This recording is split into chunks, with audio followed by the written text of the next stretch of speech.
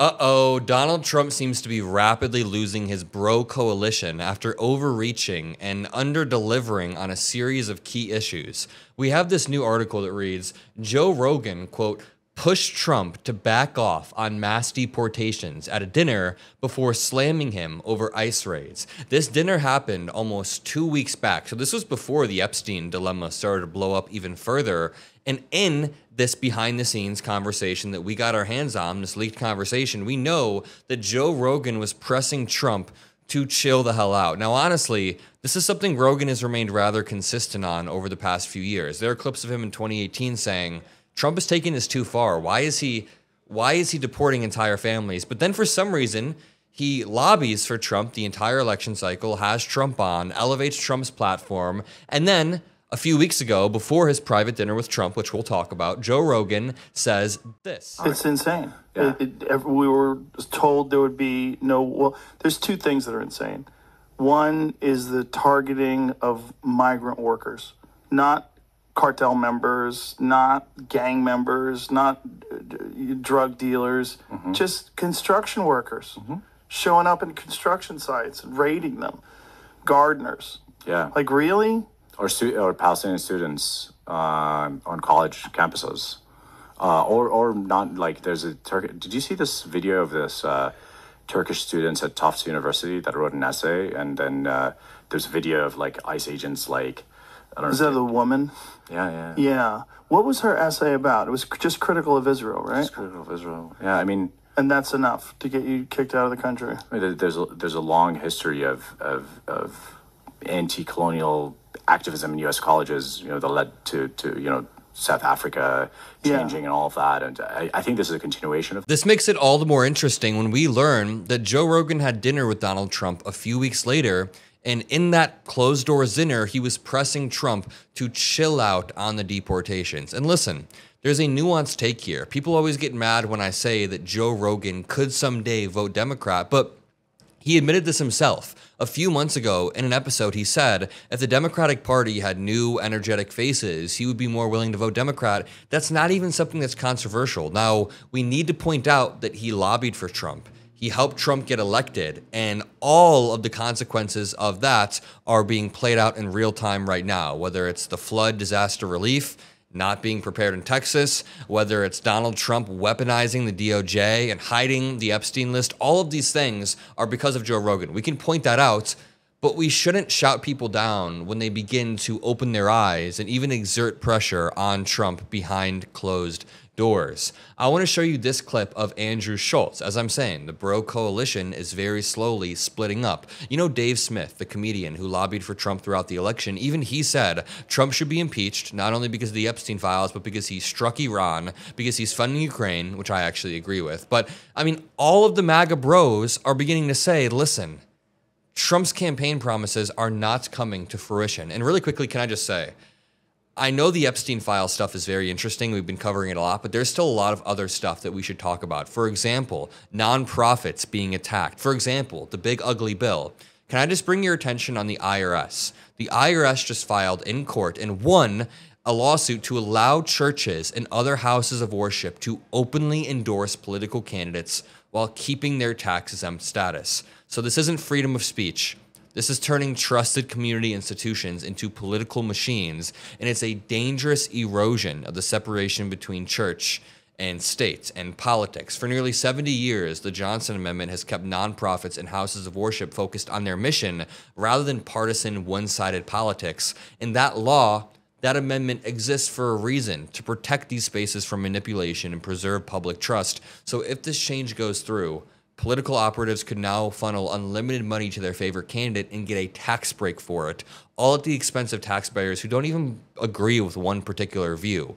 The National Council of Nonprofits called the filing that passed deeply concerning and warned it will severely damage the integrity and effectiveness of the nonprofit sector. I really wanted to bring some attention to this because nonprofits are the last place where people can come together across the political divides to solve real community problems. We don't want to weaponize these or turn them into campaign arms.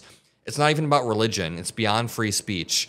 These people are trying to use power and weaponize the government to reward religious allies. Stand up now. Defend the Johnson Amendment. This already passed, but we need to bring awareness. Now I want to pivot your attention right back to this Andrew Schulz podcast. He has one of the biggest bro podcasts, you could call it. They all put on tinfoil hats. Literal tinfoil hats, and listen to this clip about Trump saying, don't even ask about the Epstein files. Why are you guys asking about this guy? And they all say, listen, we're going to keep asking about this. You're asking, we have Texas, we have this, we have all of the things.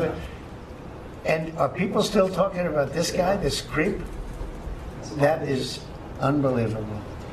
Do you want to waste the time, and do you feel like answering? I don't mind answering. I mean, I can't believe you're asking a question on Epstein at a time like this, where we're having some of the greatest success and also tragedy with what happened in Texas. It just seems like a desecration, but you go ahead. Sure. First, to back up on that, in February. So we're stupid. Yeah, we're the fucking idiots, guys. Just to let you know, I mean, we're wasting look time. At us. Yeah. I mean, that's a good point. That is, like, in all seriousness, that is, I think, what is enraging people right now is it's insulting our intelligence. Like, obviously, the intelligence community is trying to cover it up. Obviously, the Trump administration is trying to cover up. Something changed. Because they ran on this idea of exposing it all. All these guys had great ideas. Cockeyed Cash, Dan Bongino. He had clips, dog. He had bars. He was ready to tear it all down. He was ready to tear down the entire FBI office. Shut down the Hoover building day one. Them bitch still standing. And then he goes on. They way overpromised. They're like, we're going to shut down the Hoover building. We're going to tear everything down. Then they just became the swamp. Joe Rogan, and he's like, listen, do you think if I had it, I wouldn't share it with you? I do. Yeah. I do. I do believe that 100%, especially when you're staring at me like this, telling me that. How cockeyed is he? You've said this a few times. Can we get a photo of him really quick? Once you protect pedophiles, you are the most cockeyed person in the entire world. I never called him cockeyed Cash before this. He couldn't see all the other people raping the children. He could only see Epstein. He's just staring at the bridge of his nose. Like, I don't see anything over here. I watched all 3,000 hours of footage. Yo, maybe I'm wrong on this, but if you keep talking about this Epstein, they keep talking about this Epstein list. I got the list on my desk. Now they're saying nothing happened. So one of two things, in my mind, is it possible. One, you're covering it up. Or two, nothing really happened, and you exploited the rape of thousands of children to get your man elected. So which one do you want? Yep. Either way, it looks pretty terrible. It's a cock-up or it's a conspiracy. And either way, it's awful. This brings us to Joe Rogan pushing Trump to back off on mass deportations. And I know a lot of you all, I know how you all think. I know a lot of you are like, why are these guys so vulgar in the way that they speak and joke about this? Because they're bro comedians. These are dudes in their 30s or late 20s who are joking around for their career.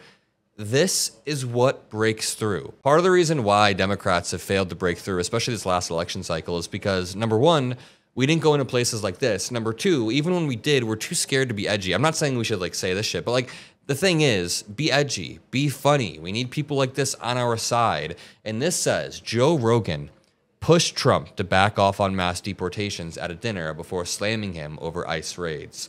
If this is what it takes to protect immigrants, then I think we should take it. If you'd rather Joe Rogan not do this and just say, fuck the immigrants because he's an imperfect ally, you're short-sighted. This reads podcast host, whose endorsement is credited with helping Trump secure the presidency. Yep, and he needs to recognize that. Reportedly dined with him and UFC boss Dana White.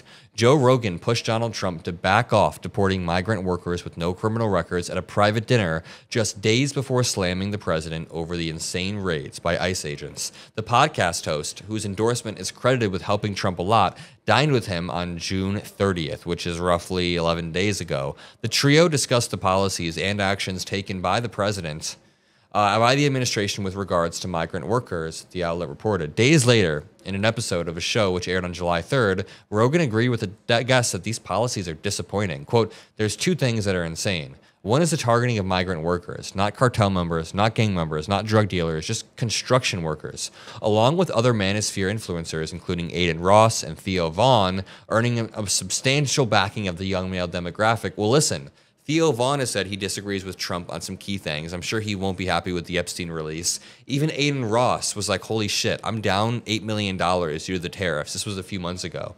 This included a 3-hour sit-down interview with Trump on the podcast. Rogan, 57, has previously denied that he's a Republican or that he has any particular political affiliation, but clearly he's leaning in the conspiratorial path. Rogan's remarks referred to the actions taken by ICE agents in Los Angeles earlier that month, which sparked protests, riots, and violent clash. After admitting that some longtime workers had been thrown out pretty viciously, Trump said, quote, "We can't do it. We've got to work with the farmers and people to have hotels and leisure properties," which is basically just like reinventing slavery. Like, hey, the good ones can stay as long as the farm owners are okay with it.